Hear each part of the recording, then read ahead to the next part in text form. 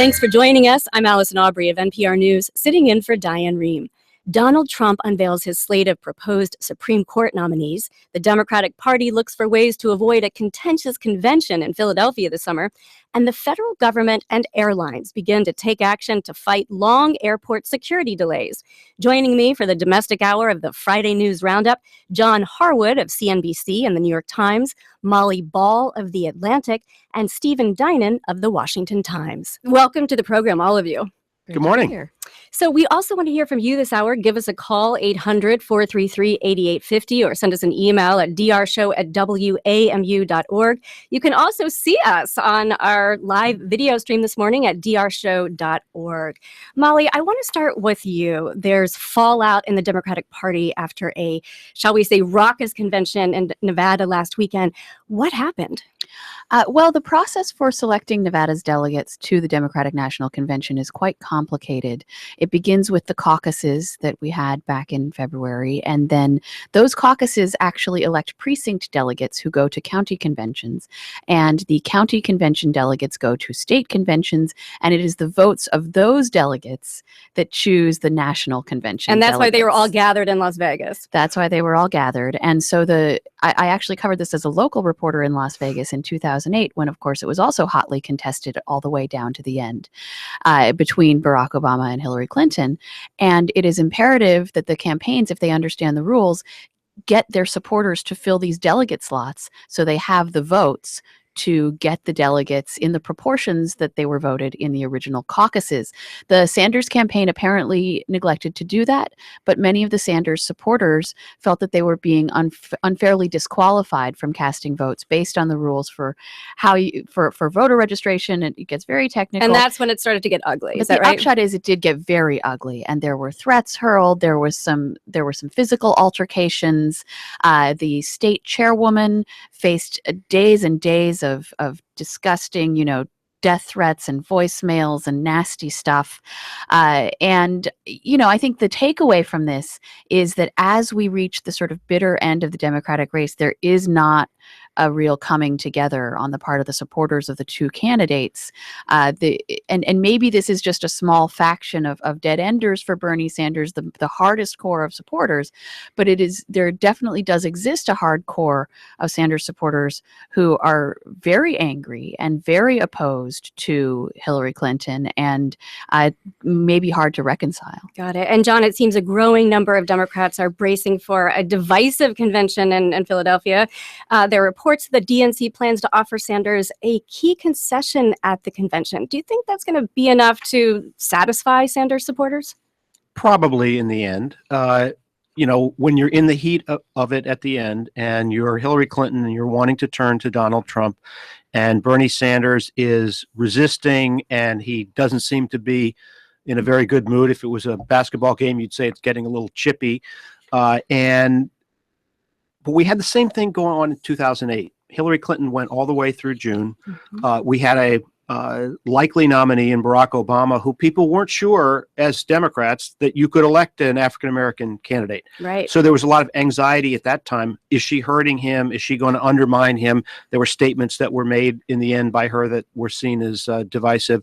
So I suspect at the end of the day, because of the nature of our politics, it is so polarized, it is so tribal, that in the end, the Democratic tribe is going to unite behind Hillary Clinton the way the Republican tribe seems to be doing so around Donald Trump. That's right. Stephen, Sanders won easily the Oregon primary and declared at a rally in California this week that he will stay in the race until the last ballot is cast. So all eyes on California, right? Yeah, no, absolutely. Remember in 2008, of course, Hillary Clinton, I believe, actually won California. At the end there, still didn't overcome. But, Democratic Party leaders say that, and whether this is just for public consumption or they really believe this, they say he has every right to do that and should do that. Part of it is just helping to continue to channel those voters that he is drawing into the party. it also gives them a chance to sort of work through some of these issues, have a couple more calm contests, between now and the next 3 weeks. And hopefully, look, I agree with John.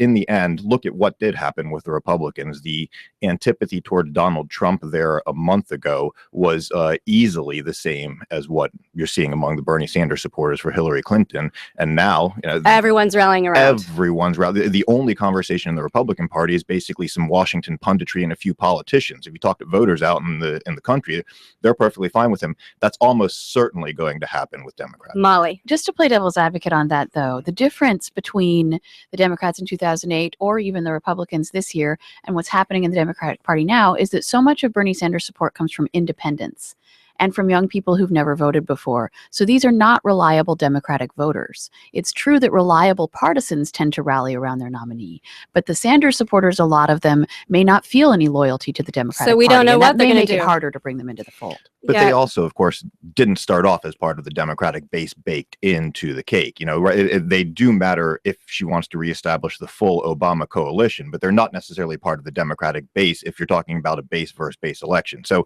you're exactly right that we don't know what will happen with those voters, but you also have to imagine a lot of this depends on obviously what Sanders does and how he goes about his reconciliation, if there is one. But, in a comparison, the same thing the Republicans are going through right now, looking at, well, we didn't like Donald Trump, but Hillary Clinton, Democratic voters and those independents, many of them are going to do the exact same calculation and say, well, Donald Trump, no. And Allison, Bernie Sanders has sent mixed signals because on the one hand, he said, I'm in it to the last vote. He put out a statement yesterday rebutting Hillary Clinton after she said that she had effectively wrapped up the nomination. He said, oh, no, millions of people have growing doubts about her candidacy. We're going to fight all the way to the end. He's also said he's going to work 24/7 to make sure that Donald Trump is not president. Hillary Clinton is going to be the Democratic nominee, and I think most Democrats expect that he means what he said about Donald Trump. And when Hillary Clinton eked out a win in Kentucky this week, did she take back some momentum, if you will? You just say she's going to be the nominee, but she's been struggling a little bit as she stays in these primary races. It's hard to, address what Trump is saying about her. Well, it's certainly better than losing, and it does interrupt the prospect of a streak of Sanders victories that would allow him to keep pressing the argument that she's a weak candidate. And this is Molly was playing devil's advocate a moment ago. I'll play devil's advocate against my own argument and say Hillary Clinton is a very vulnerable candidate. There's a lot of doubts about her trustworthiness. She's not charismatic in the way that Barack Obama was in 2008. He ended up being an exceptionally strong candidate. Will she look like a very strong candidate when we get to the fall? It certainly doesn't look that way now. And so the more that he softens her up, that's a source of concern for Democrats. Sure. On the GOP side, a new poll out yesterday indicates that Republicans, as we just said, are coalescing around Trump as their candidate. New York Times CBS News poll finds that 8 in 10 Republican voters said their leader should support Trump, even if they disagree with him on important issues. Stephen. Yeah, there's no question that's gone on, and it's not just in the polling. When you go talk to these voters, and you go talk to voters showing up at the polls in some of the last couple of states, they're saying that too. We've gone out and talked with folks, basically circled back with voters from earlier who'd voted for other people, and they're like, yeah, okay, fine, we are where we are. The contest happened. It really is a Washington conversation about the, a third party or independent. Sure, recruiting. Out there it's sort of decided. You're saying It's absolutely decided, and for that matter, the Paul Ryan dance is sort of interesting here with him not actually endorsing Trump yet. But playing nice, and we all expect him to endorse, barring some major mishap.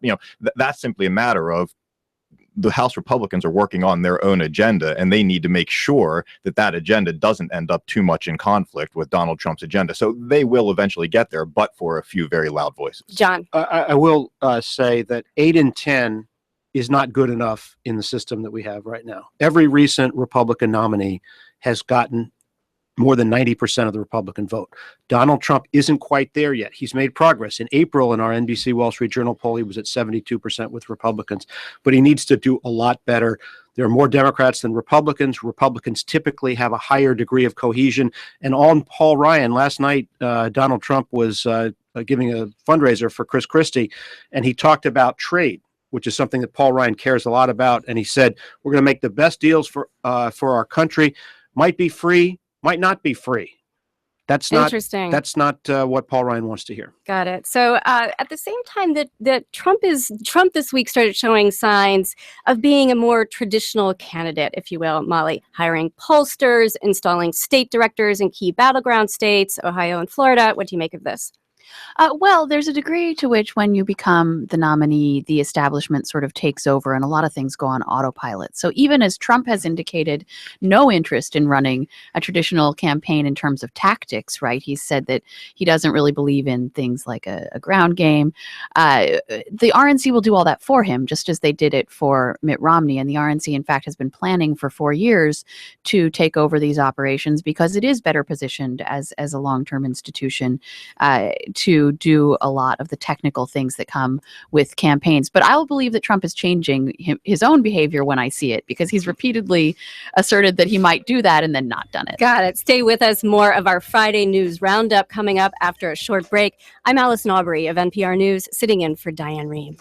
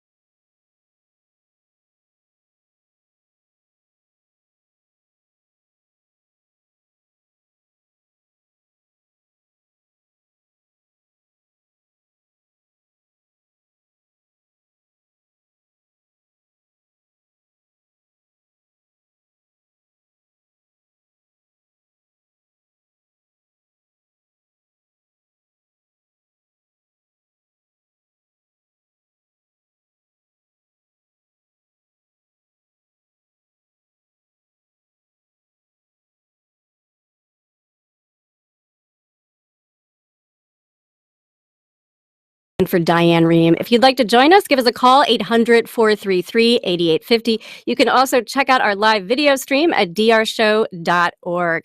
So I want to move on to something that came up this week, Stephen. Donald Trump released his potential Supreme Court picks, 11 judges he would consider. What do you make of the list? Well, so first of all, the list, 8 men, 3 women, all of them white, a mixture of federal appellate judges and state Supreme Court justices.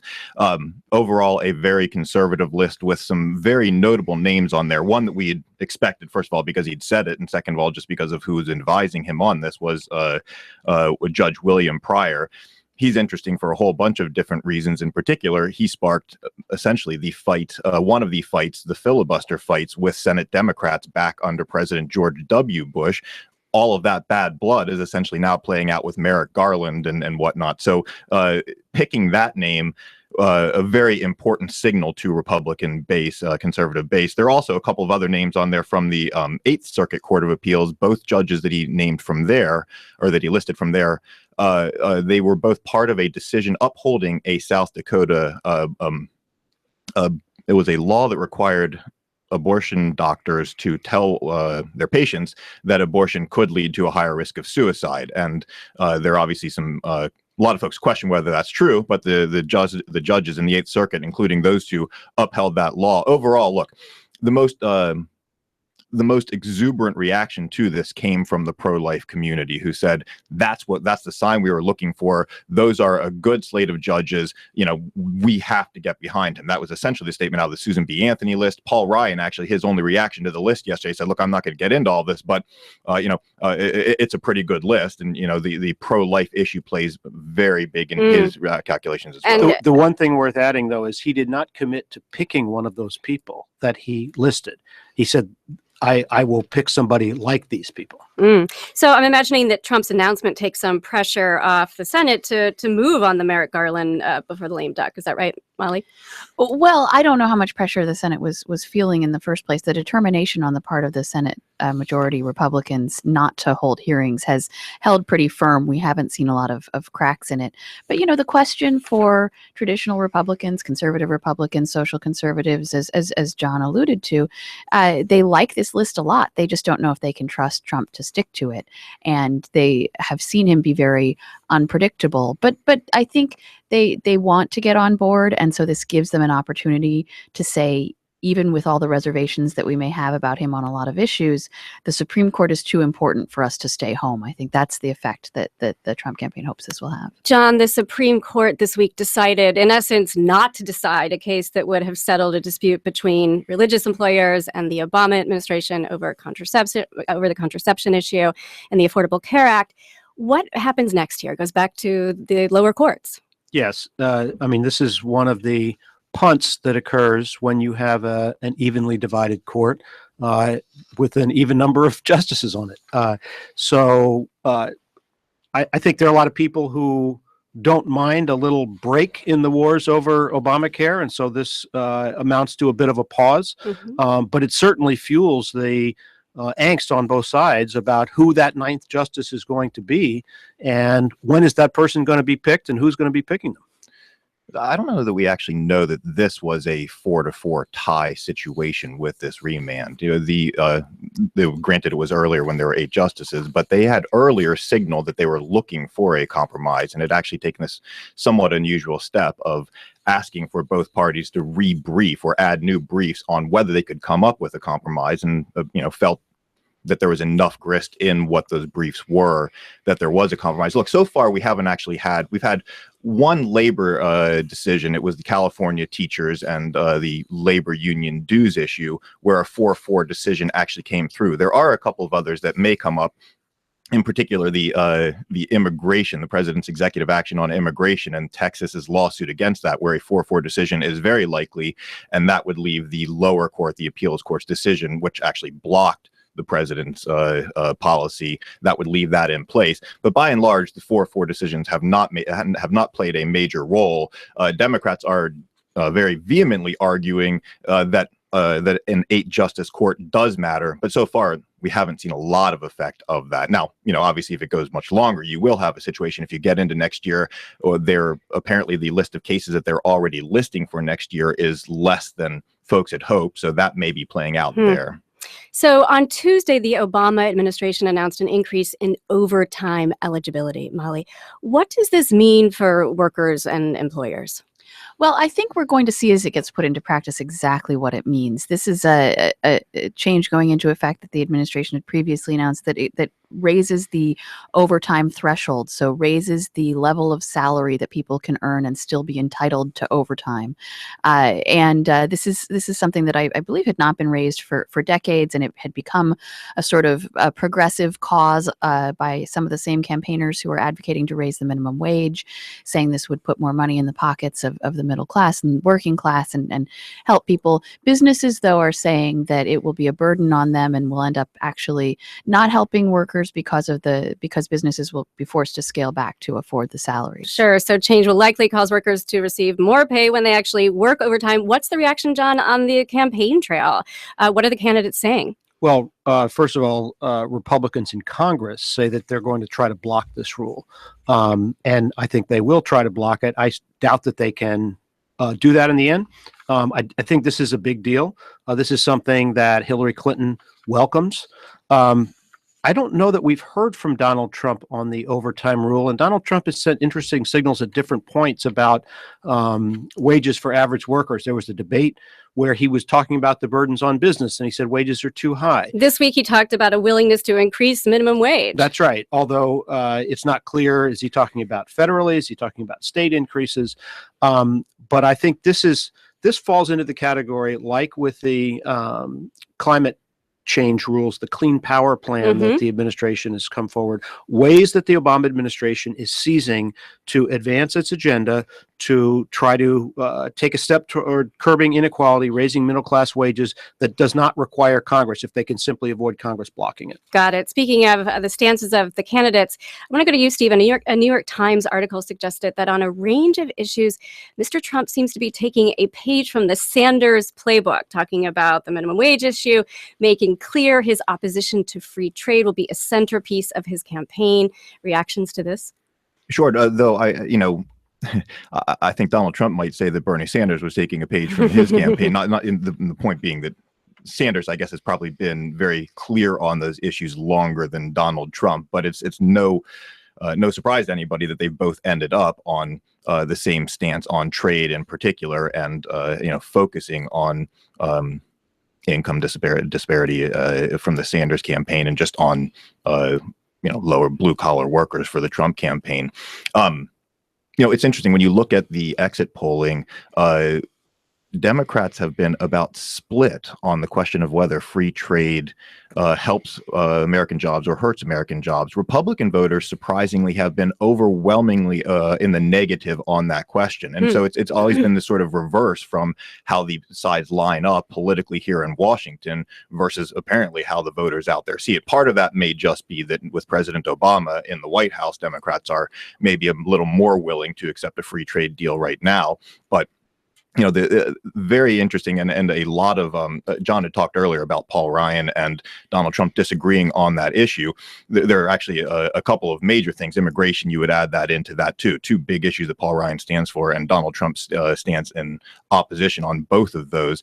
But there's absolutely a sentiment out there that both of those guys are tapping into, and it goes back to something Molly talked about earlier about those Sanders voters being independents. If there is a danger to Democrats, it is from an issue like trade, and where some of those independents may flow to Donald Trump. Allison, Yes, a couple points on that. One, Go ahead, John. I think one of the reasons that you see that opposition from the Republican base on trade that Stephen just talked about is that there's a conflation of free trade with globalization with immigration, with the changes, cross-border changes that the United States has experienced. Secondly, I think there's a very interesting possibility for a shift in the dynamic when we get to the general election. Hillary Clinton, following Bernie Sanders, said she's against the Trans-Pacific Partnership. I don't know anybody in Democratic politics who actually believes that she's against it. She called it the gold standard when she was Secretary of State. Her former colleagues put it to completion. And so when we get to a general election, does she try to capture the center on that issue? Now, there are different ways to define the center, and there's a lot of opposition on the left and the right, but it's possible that she may send a different signal to business, to people, college-educated voters who are more inclined to support trade and have an unusual positioning there, Democrat versus Republican in the fall. So this is a tough one for positioning. Molly? Well, I mean, the larger issue is that, the reason so many conservative Republicans have objected to Donald Trump's candidacy is they do think he sounds like a Democrat on a whole range of issues. He clearly does, even though he has taken social conservative positions, does not have any interest in waging a culture war on behalf of social conservatives. He said that George W. Bush lied to get us into Iraq, and that was a mistake. And he said that we need to take the money we're spending on foreign intervention and invest it here at home instead. Sounds like like a lot of Democrats I know. And on economic policy, he's been all over the map, but hasn't. He certainly is not taking the Paul Ryan line on cutting entitlements.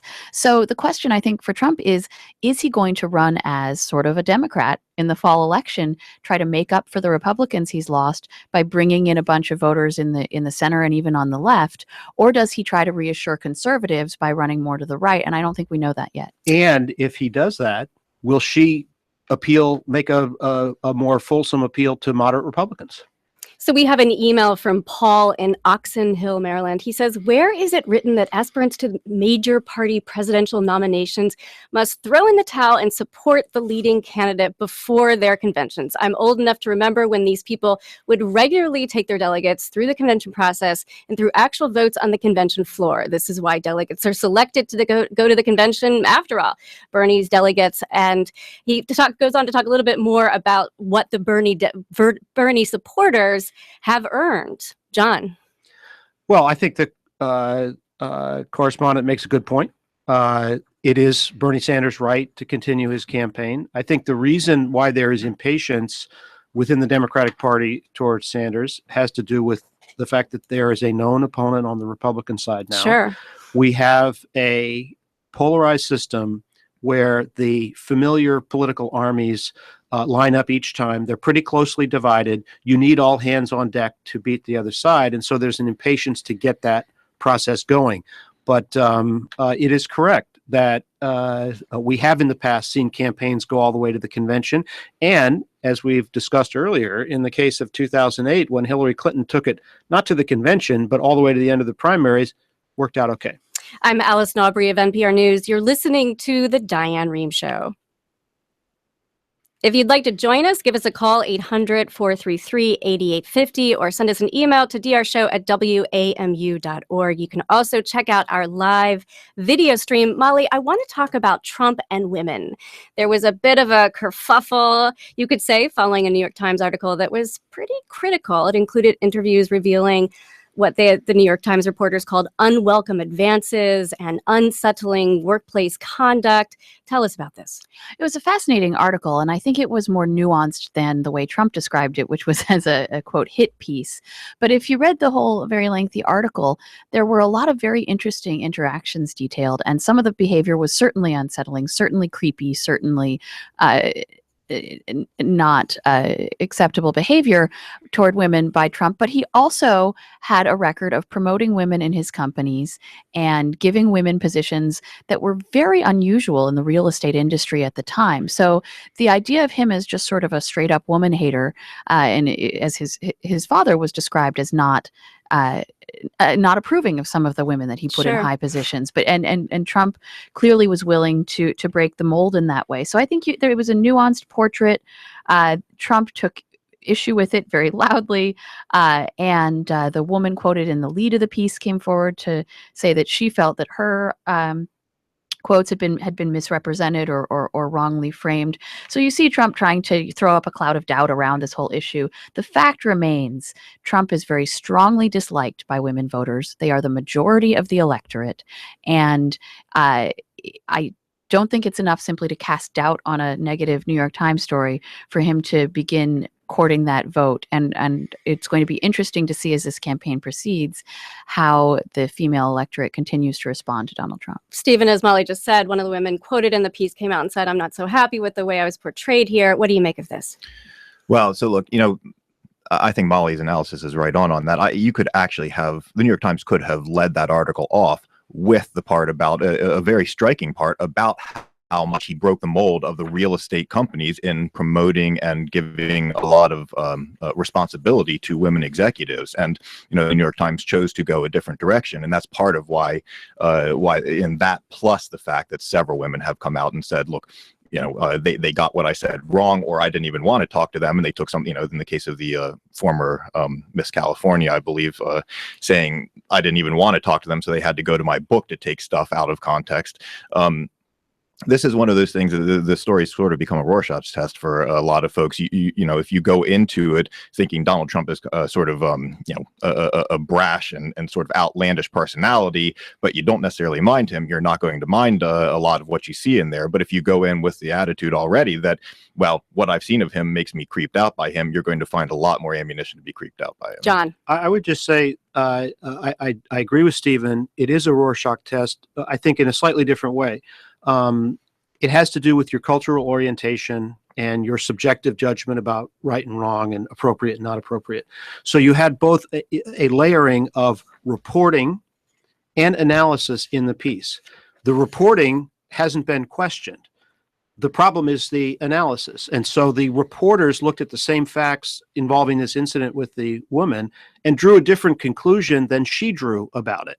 That's what was created the opening for Donald Trump to question the story. It was described as a debasing encounter, and she said it wasn't debasing. So it depends on how you view a set of events. Got it. We have a call from Jeff in Brighton, Michigan. Jeff, you're on the air.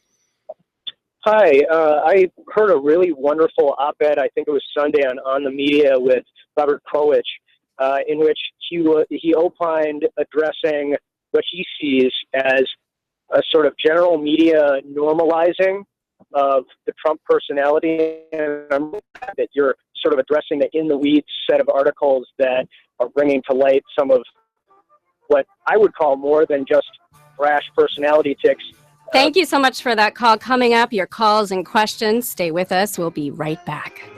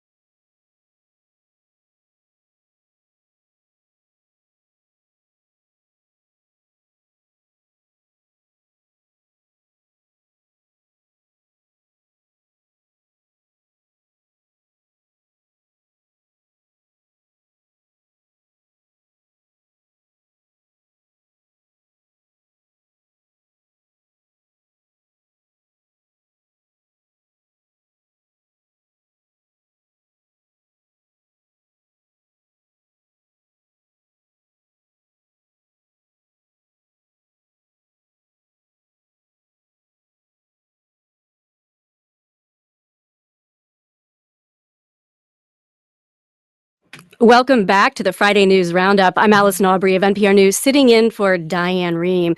The CDC has found that 279 pregnant women in the U.S. states and territories show lab evidence of possible Zika virus infection. Stephen Dinan of the Washington Times. Congress took up this issue of funding for Zika this week. What happened? So the House and Senate passed dramatically different bills, both of them less than the $1.9 billion that President Obama has said he needs. First of all, the president has already shifted about $600 million around, most of it from Ebola fighting money from earlier, to begin dealing with this, but says he needs the full $1.9 billion out of Congress. The Senate passed a $1.1 billion funding package that basically it's not, quote, paid for. The money is tacked onto the deficit as an emergency need.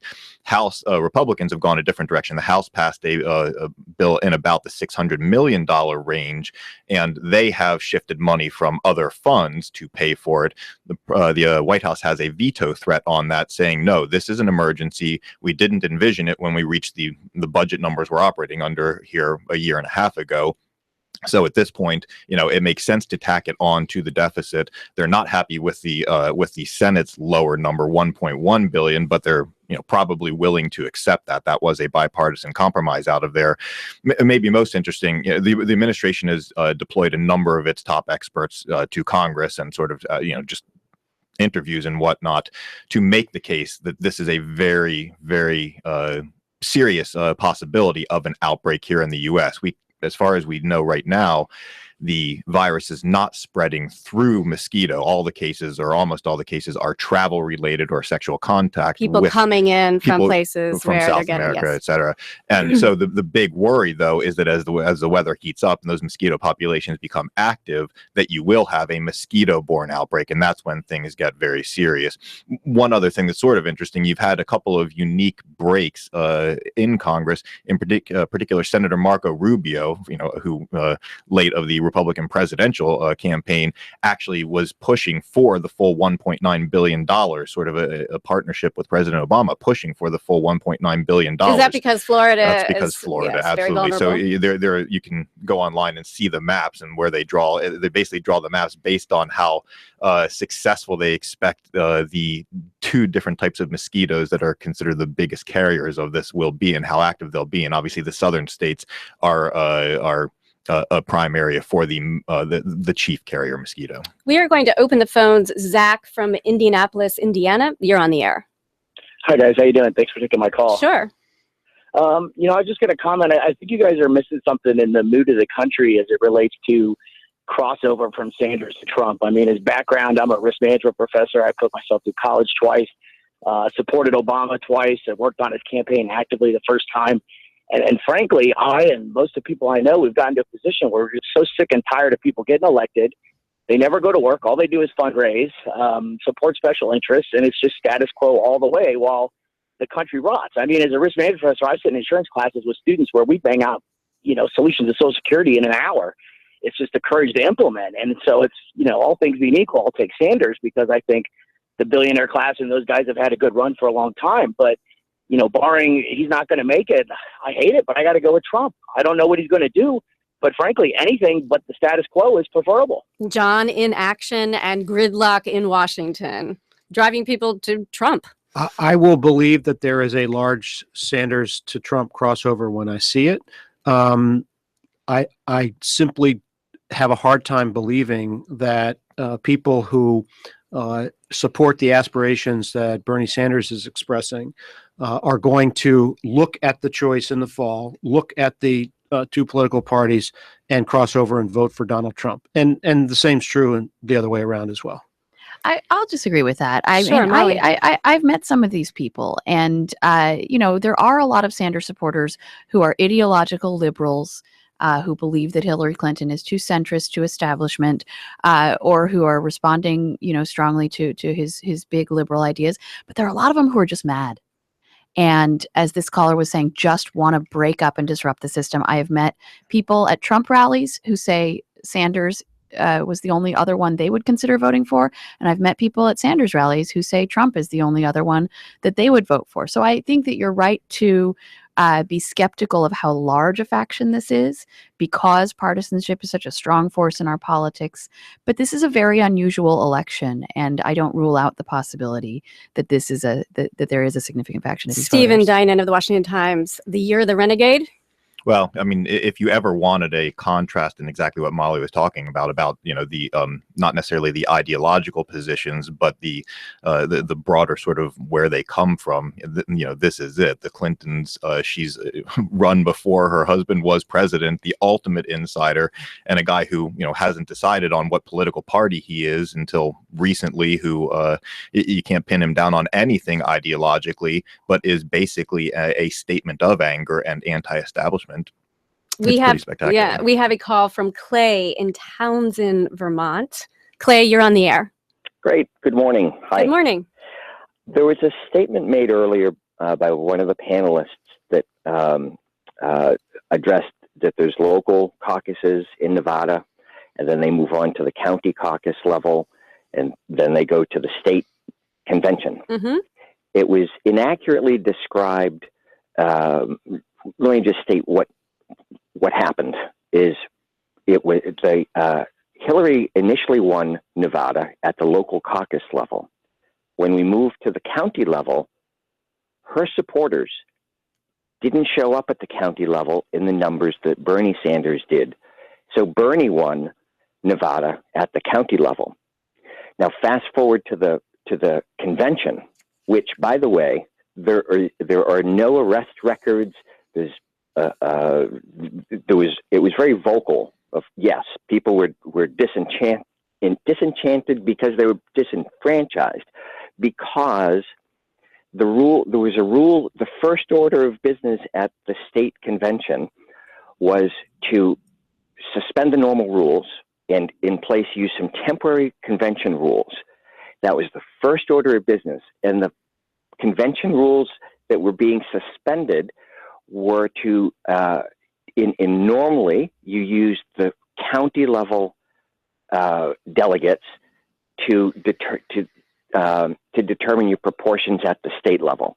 Got it. So are you getting at here that people were angry because you think the county chairperson rushed through some of the rules that favored Clinton? Is this what you're saying? The rule change said, instead of using the results from the county level the way we normally do, instead this year we're going to use the local level results. Okay, thank you so much for your call. Anybody want to respond to this? Well, it's not clear to me whether this caller was actually there. I would love to hear an eyewitness report from someone who was there. But I have heard from a lot of Sanders supporters that they feel this event is being blown out of proportion by a Democratic establishment that is anxious to rush Bernie Sanders off the stage.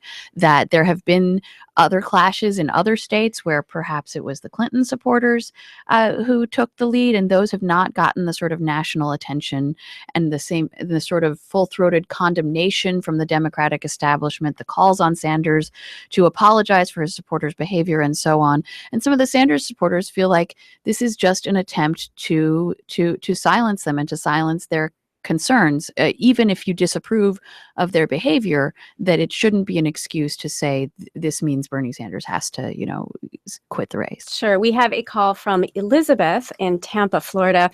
Elizabeth, you're on the air. Yes, thank you.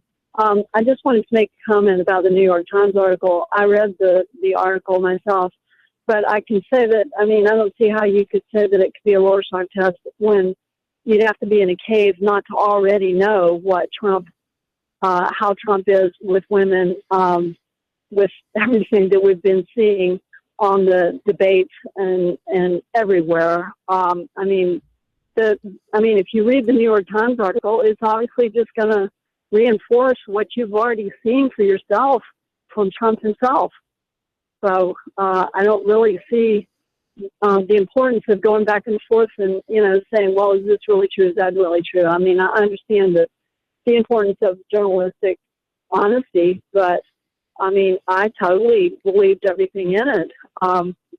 Thank you so much for the call, Stephen Dinan. Yeah, look, I think what John said earlier is exactly right. There was some really good reporting in here. And as the caller said, we've all seen Donald Trump in his public persona. This was getting at Donald Trump behind that public persona, his interactions when the cameras aren't on. And a lot of those interactions seem to bear out some of the public, or much of the public persona we've seen.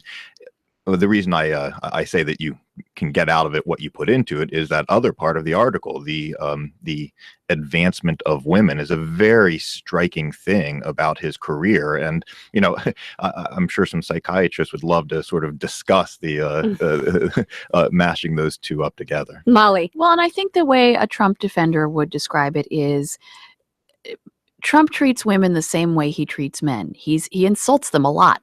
And he can be very hard on them. He picks on their appearance.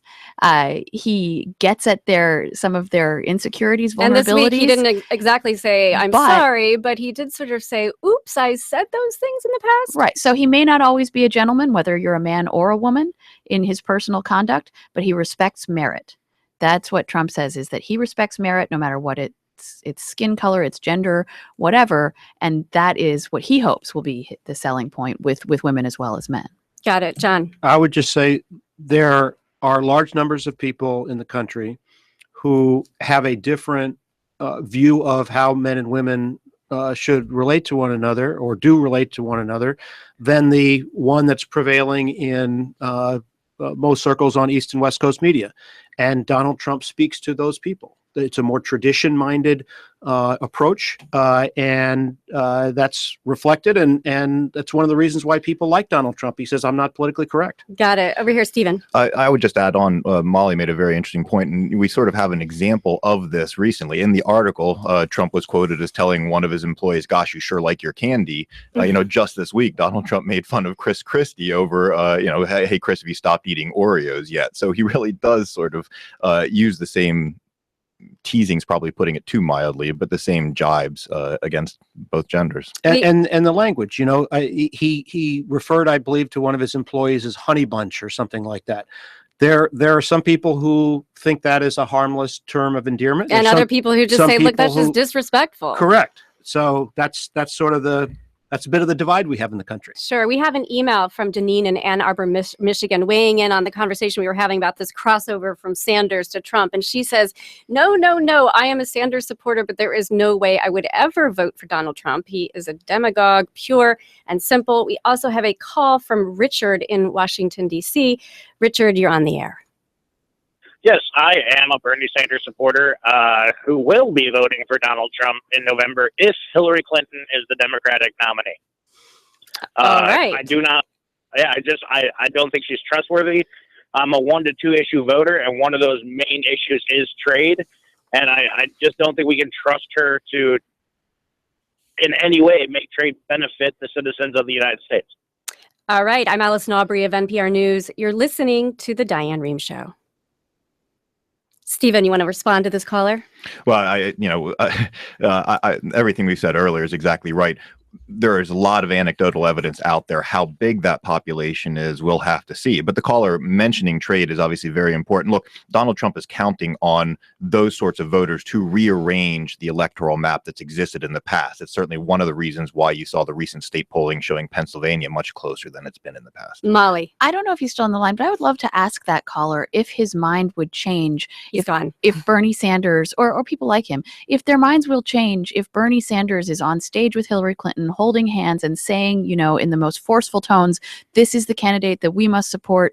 If you supported me, this is the only way you can vote in November, et cetera, et cetera. If Sanders is out there making a very forceful case for electing Hillary Clinton, I wonder if that will affect the thinking of the people who now feel so passionately about Bernie Sanders. We have another call from Eric in Concord Township, Ohio.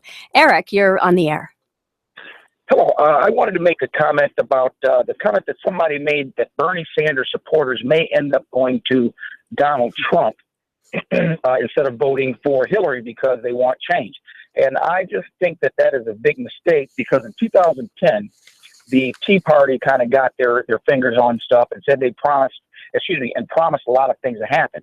And really, Congress is nothing is happening. So if these people decide that they need to vote for Trump because they don't like Hillary, and I'm not a great Hillary fan, what they're doing is voting for the Republican Party. They're strengthening that party that has done nothing in the last 6 years. So although Hillary might not be their first choice, they might want to think about strengthening the party that might make things happen in Congress. Eric, thank you for your call. John. Well, I like this caller better than the last caller because he agrees more with me, and the other caller agreed with Molly. But look, I think Stephen put his finger on it. Yes, there will be some people who make that crossover. The question is how many of those people. I doubt it'll be a lot. We'll see. One more issue that we have time for. Does yesterday's Egypt air crash raise concerns, do you think, about U.S. airport security? The crash comes at a time when the TSA is facing criticism for long lines at airports across the country. What do you say, Stephen? Well, I mean, obviously, this is something that touches a lot of Americans, a lot of voters. The security lines. I don't know whether the crash itself, and whether crash is the right term, I don't know whether that actually will have an effect on how we view the lines, but the lines themselves are becoming a political issue and becoming the sort of thing where you have people pointing fingers, the airline saying the problem is the federal government saying the problem is the airline's bag check fees, and travelers are stuck in the middle saying somebody do something. Anyone else want to weigh in? Molly? Yeah, as someone who personally has missed a flight because of long TSA lines, I would like someone to do something, and I would like them to stop bickering about it. I will say I think it says more about security at airports in Northern Africa than it does in the United States. Yes. And it raises again the specter of terrorism, which most people are assuming that that's what happened here, and not clear how that would affect the presidential race. Donald Trump has said, when fears are higher, I do better. Hillary Clinton's got a resume as Secretary of State. We'll see how that plays out. I Molly? think also when government doesn't work, Trump does better. Mhm. So when you have something that looks like a problem related to political parties not able to get along, Congress not able to address pressing issues, and large bureaucracies not able to be effective in doing the job that they're tasked to do, I think all that fuels the anti-government, anti-establishment sentiment that's part of Trump's appeal. Finally, we learned yesterday that longtime CBS journalist Morley Safer died at the age of 84. Safer worked at 60 Minutes for some 46 years. He filed more than 900 reports. Quickly, John, his legacy? I think the most significant part of his legacy will be the work that he did in Vietnam. This was a time when Americans were trying to figure out whether the war was working or not. He had delivered reports at a time when network news reports were more influential, were longer, and contributed to the ultimate break. We remember when Walter Cronkite came out and said it was a mistake, which had political consequences. We are out of time. Thank you to my panelists for this great conversation, and thank you for listening. I'm Allison Aubrey of NPR News, sitting in for Diane Rehm.